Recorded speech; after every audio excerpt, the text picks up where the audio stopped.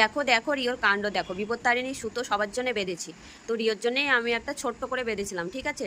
তো দেখো হাতে বেঁধে দিয়েছি, আর এই যে বিপত্তারিণীর যে ঘাসগুলো সেগুলো দেখো কী করে খাচ্ছে। ওর কাছে কিচ্ছু ভালো থাকবে না, কিচ্ছু ভালো থাকবে না।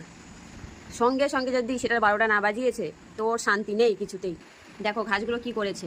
হ্যাঁ, তোমরা হয়তো বলতেই পারো যে না, ঠাকুরের জিনিস কুকুরের পায়ে কেন বেঁধে দিয়েছো। তো একটা জিনিস বলি তোমাদেরকে, যে আমরা কিন্তু রিওকে কুকুর বলে সেই চোখে দেখি না, ঠিক আছে। আর রিওকে আমরা মানে কি বলবো, রেসপেক্ট করি, যেটা হচ্ছে একটা ঠাকুরকে যেরকম রেসপেক্ট করে। আর এটাও হয়তো তোমাদের অনেকেরই জানা আছে, আবার জানা নেই। একটা কথা বলি, মানে ছোটো মুখে বড় কথা ঠিক মানায় না, তবুও বলছি। কুকুর কিন্তু হচ্ছে লোকনাথ বাবার কিন্তু একটা অংশ, ঠিক আছে।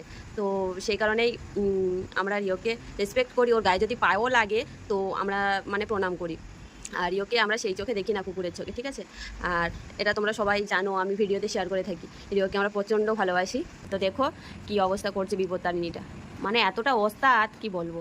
ওর কাছে কিচ্ছু ভালো থাকবে না, 1 সেকেন্ডের জন্যও ভালো থাকবে না, সমানে বাদনামি করে যায়।